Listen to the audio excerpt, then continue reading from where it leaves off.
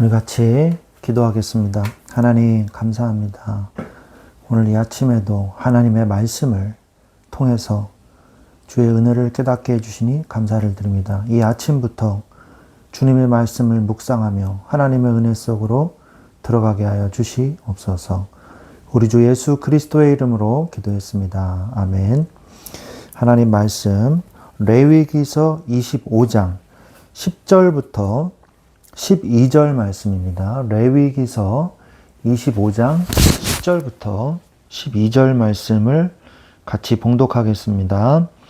너희는 50년째 해를 거룩하게 하여 그 땅에 있는 모든 주민을 위하여 자유를 공포하라. 이 해에는 너희에게 희년이니 너희는 각각 자기의 소유지로 돌아가며 각각 자기의 가족에게로 돌아갈지며 그 50년째 해는 너희의 희년이니 너희는 파종하지 말며 스스로 난 것을 거두지 말며 가꾸지 아니한 포도를 거두지 말라. 이는 희년이니 너희에게 거룩함이니라. 너희의 밭에 소출을 먹으리라. 아멘. 네, 오늘 이 말씀은 하나님께서 이스라엘 백성에게 안식년에 대해서 선포하시고 그리고 희년에 대해서 선포하시는 이 하나님 말씀입니다. 안식년은 뭐냐? 6년 동안 일을 하고 그리고 그 땅이 쉬도록 7년째는 일을 하지 않고 그 땅이 쉴 수 있도록 해주는 것입니다. 그래서 안식년의 소출은 너희가 먹을 것이니 너희 내 남종과 내 여종과 내 품꾼과 너와 함께하는 거류하는 자들과 내 가축과 내 땅에 있는 들짐승들이 다 그 소출로 먹을 것을 삼을지니라. 6절 7절에 그렇게 말씀을 하고 계십니다. 농사를 짓고 소작하지 않고 길쌈을 하지 않는 것이죠. 땅을 그냥 쉬게 놔두는 거예요. 그런데 거기에 있는 포도나무는 자연적으로 이제 포도가 열리겠죠. 농사를 짓지 않아도. 그것들은 그냥 먹는 사람이 임자인 거예요. 그 주인의 소유가 아니라 거류민이 먹어도 되고 짐승이 먹어도 되고 그 땅을 쉬게 해주는 거죠. 그게 바로 안식년인 것입니다. 자, 그러면 희년은 뭐냐? 이 안식년이 네, 죄송합니다. 안식년이 7번이 되면 49년이죠. 그리고 그 다음 해가 50년째가 되는 해인데 그 해를 희년으로 선포를 합니다. 그래서 그 50년째 되는 해는 희년으로서 하나님이 이 이스라엘 민족에게 참 기쁨을 주는 그런 해인 것이죠. 그래서 희년은 49년째 안식년, 그러니까 7번째 안식년, 49년이 되는 이 안식년 이후에 곧바로 이어서 희년을 또 쉬게 되는 것입니다. 그럼 몇 년을 쉬는 거죠? 2년이나 쉬게 되는 거예요.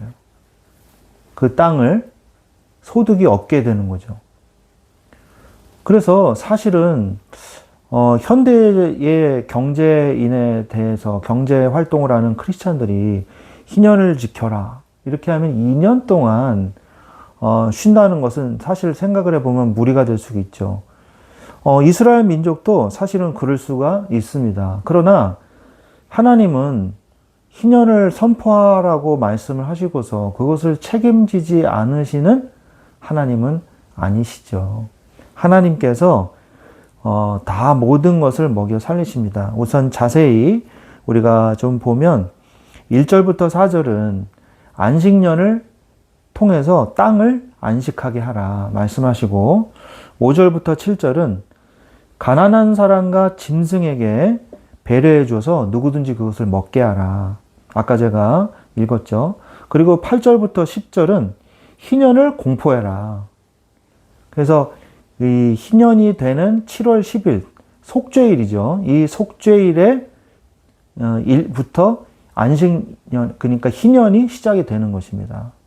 그때까지, 그 전까지는 7번째 안식년이고, 50년째 되는 7월 10일부터 그 다음 해에 7월 10일까지는 뭐예요? 바로 희년이 되는 거죠. 희년을 공포해라. 그리고 11절부터 13절은 2년 연속 쉬어라. 그리고 14절부터 17절까지는 이제 희년에 대한 내용이 나옵니다. 무슨 내용이 나오냐? 희년에는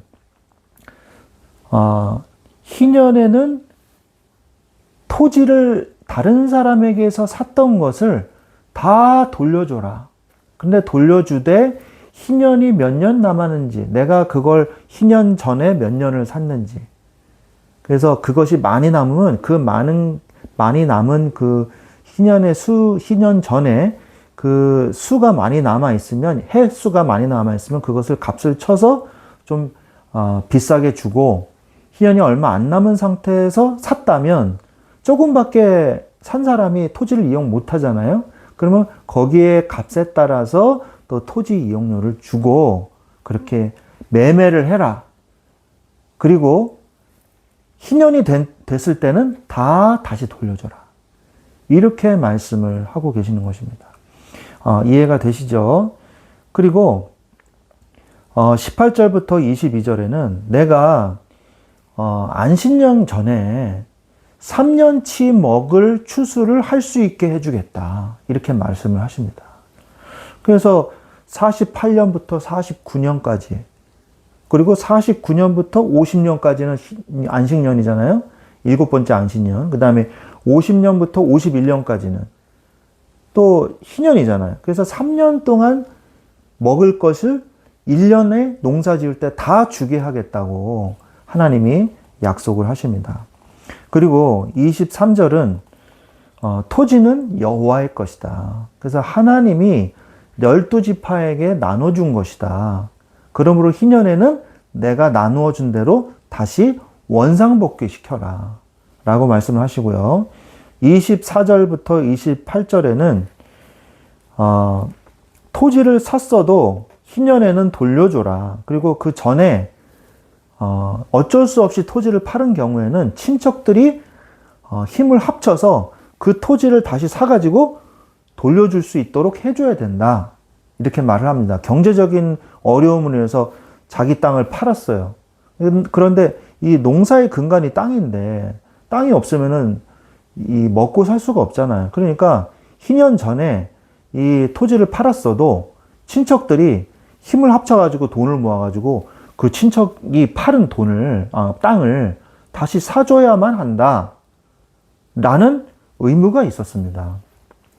물어야 될 의무가 있는 거죠. 물어야 될. 그 다음에, 가옥에 대해서 말씀하시는데, 29절에서 30절은 성 안의 가옥은 1년 이내에 그것을 다시 살 수가 있다. 그 성 안의 가옥을 팔았어요. 팔았는데, 1년 안에만 다시 살 수가 있다는 거예요. 그리고 희년이 지나면 1년이 지나면 다시 살 수가 없어요. 원래 주인한테 다시 돌릴 수가 없다는 거죠. 그리고 희년이 지나도 만약에 집을 산 사람이 있다면 그 사람이 그냥 계속 가지고 있어도 된다라고 말씀을 하십니다. 왜냐하면 성 안에 있는 주택들은 부자들이었어요. 그래서 부자들이었기 때문에 부자들이 이 집을 파는 거에 대해서는 하나님이 보호를 해주지 않으시는 거죠. 1년 안에만 그 집을 다시 살 수 있는 기회를 주신 것입니다. 그러면서 31절은 성벽 밖의 가옥은 무조건 돌려줘야 된다. 희년이 되면. 그리고 그 전에 매매가 이루어진다면 희년을 기점으로 해서 몇 년 남았는지를 계산해서 어차피 희년 되면 돌려줘야 되니까. 그래서 희년이 많이 남은 상태에서 내가 샀다면 돈을 많이 줘야 되고, 희년이 내가 다시 되갚으려고 이제 하려고 그러는데 희년이 얼마 안 남았다. 그러면 조금밖에 사용을 못 하잖아요. 그 집을. 그러면 조금만 주면 되는 것이죠. 자, 그 다음에 32절부터 34절은 레위인의 집은 희년에 돌려줘야 된다. 레위인의 집은. 그리고 들판은 레위인이 받은 땅이 있습니다. 들판. 목초지죠. 그 들판은 아예 매매가 불가능하다라고 말씀을 하십니다. 그러면서 35절부터 38절은 소장농을 도와라.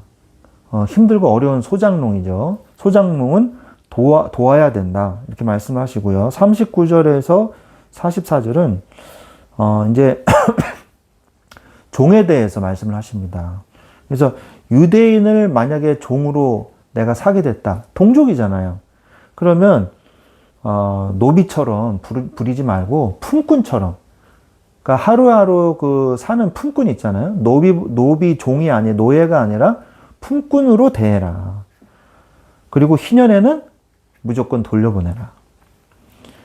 그리고 44절에서 46절은 이방인한테 종으로 팔려갔어요. 유대인이. 그러면 친척들이 힘을 모아가지고 그 이방인을 다시 이방인에게서 그 친척을 돈을 주고 다시 사와야 되는 거예요. 그러니까 자유하게 노예에서 해방시켜 주도록 해야 하는 의무가 있습니다. 친척들은. 그래서 이방인은 그 44절부터 46절은 이방인은 그 대신에 종으로 살 수가 있다. 이 말씀을 합니다. 같은 유대인끼리 이제 종이 됐을 경우에는 희년에 돌려보내지만, 이방인은 종으로 계속 삼을 수 있고, 유대인처럼, 하지 않습니다. 이방인이 종이 되면. 그 대신에 이 이방인이, 나는 하나님을 믿겠습니다. 그러면 똑같이 유대인처럼 대해주는 거예요. 그럴 수 있다. 이렇게 말씀하고 계시고요. 그리고 아까 제가 말씀드린 거 47절부터 50절까지는 유대인이 이방인의 종이 되잖아요. 그러면은 친척들이 힘을 모아서 그 사람을 속량해 줘야 돼요. 그리고 여태까지 일한 품삯을 제외해야죠. 그 사람이 이제 일을 했으니까. 그리고 희년까지 몇 년 남았나 그걸 계산해서 품삯을 주고 이 사람을, 이 유대인을 해방시켜 줘야 된다는 것이죠. 그리고 51절부터 53절은 희년까지의 기간이 많으면 더 비싼 값을 주고 종의 주인에게 줘야 된다. 그리고 그는 매년 고용된 사람처럼 대우를 해줘야 된다. 무자비하게 대하면 안 된다. 이렇게 종에 대해서는 굉장히 자세하게 구체적으로 많은 이 혜택을 주시는 것을 볼 수가 있습니다. 하나님은 연약한 자의 편이시거든요. 그리고 54절부터 55절까지는 만약에 구해주지 못해도 희년에는 자유하게 놔줘야 된다. 그와 그의 자식까지. 이방인의 종된 사람을 지금 얘기하고 있는 겁니다. 그러니까 유대인들 중에서 이방인들도 살 수 있거든요. 그 유대인 땅에서, 가나안 땅에서 살고 있을 거 아닙니까? 그런 경우에 이제 법이 적용된다는 것입니다. 자, 그런데 중요한 것은 이 희년에 대해서 예수님께서 이 희년에 대한 것을 말씀을 인용을 하셨다는 거예요. 이사야서 61장 1절로 2절 말씀에 보면 제가 찾아보겠습니다. 이사야서 61장 1절 2절 말씀을 보면 주 여호와의 영이 내게 내리셨으니 이는 여호와께서 내게 기름을 부으사 가난한 자에게 아름다운 소식을 전하게 하려 하심이라. 나를 보내사 마음이 상한 자를 고치며 포로된 자에게 자유를, 갇힌 자에게 노임을 선포하며 여호와의 은혜의 해와 우리 하나님의 보복의 날을 선포하여 모든 슬픈 자를 위로하되. 자, 2절에 여호와의 은혜의 해와 이렇게 나옵니다. 희년을 얘기하는 것이거든요. 그래서 포로된 자에게 자유를, 갇힌 자에게 노임을 선포하며, 이게 희년이거든요.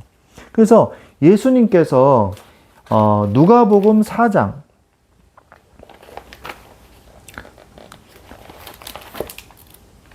누가복음 4장 8절 16절부터 21절 말씀을 보면 예수님께서 이 이사야서의 말씀을 인용하셨어요. 그래서 나사렛 그 동네에 자신이 자라신 곳이죠. 그 나사렛 동네에 가서 안식일에 회당에 들어가서 이사야 성경을 읽으셨단 말이에요.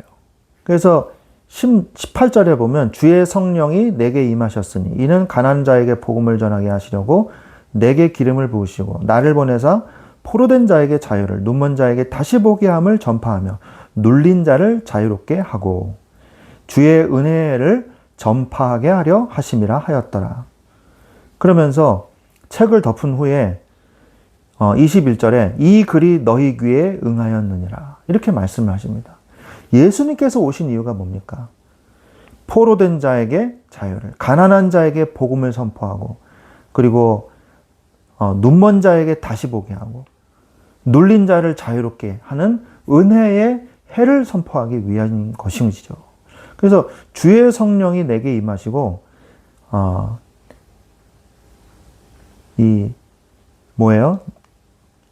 가난한 자에게 복음을 전하게 하시려고 내게 기름을 부으시고 나를 보내셨다고 했어요. 기름을 부었다. 이게 뭔 말입니까? 기름 부음 받은 자라는 뜻이 anointed one이라는 영어로 말하면 anointed one인데 그게 바로 헬라어로 말하면 바로 그리스도라는 뜻이거든요. 그래서 그리스도는 기름 부음을 받은 자라는 뜻이에요. 그래서 기름 부음 받으신 하나님의 종이 오셔서 영원히 희년이 되도록, 그래서 예수 그리스도를 믿는 자마다 희년의 축복을 누리도록 하기 위해서 내가 왔다. 그래서 이 희년의 말씀이 성취되게 하기 위해서 내가 왔노라 라고 말씀을 하시는 것입니다. 우리는 이 희년을 묵상하면서 사실은 희년이 55절까지 있는 굉장히 긴 절입니다. 장입니다. 레위기 25장이. 근데 많은 내용들이 있어요. 그 내용들의 핵심은 뭐냐? 바로 이사야서 61장 1절 2절 말씀이거든요. 그래서 복음을 전하게 하시려고 그 다음에 포로된 자에게 자유를, 눈먼 자에게 다시 보게 함을 전파하며 눌린 자를 자유롭게 하는 바로 이 날이 희년의 날, 복음 선포의 날, 예수 그리스도를 믿는 날이 되는 것입니다. 하나님은 예수 믿는 자마다 희년의 축복을 누리게 하셨어요. 예수 믿는 자마다 죄에서 자유함을 누리게 하셨어요. 예수 믿는 자마다 이 사단의 종에서 해방시켜주는 축복을 누리게 하셨어요. 그래서 원래 있던 곳으로 돌아가게 하셨습니다. 그게 뭡니까? 바로 하나님의 품으로 다시 돌아가게 하셨다는 것이죠. 하나님은 우리가 희년의 축복을 누리기를 원하고 그리고 우리의 입술을 통해서 희년의 말씀이, 복음의 말씀이 선포되기를 원하시는 것입니다. 여러분들이 오늘이 희년이 되기를 바랍니다. 여러분들의 오늘이 희년이 되고 오늘 여러분이 희년의 축복을 누리시는 오늘뿐만이 아니라 오늘도 내일도 여러분의 모든 인생에 예수 그리스도의 복음의 이 축복이, 희년의 축복이 나타나기를 주 예수 그리스도 이름으로 축원드립니다. 기도하겠습니다. 하나님 아버지 감사합니다. 우리에게 날마다 희년이 되게 하시니 감사를 드립니다. 우리가 가는 곳마다 포로된 자에게 자유를, 눈먼 자에게 다시 보게 함을 전파하며 눌린 자를 자유롭게 하는 희년의 축복이 나타나게 하여 주옵소서. 감사를 드리며 주 예수 그리스도의 이름으로 기도드렸사옵나이다. 아멘.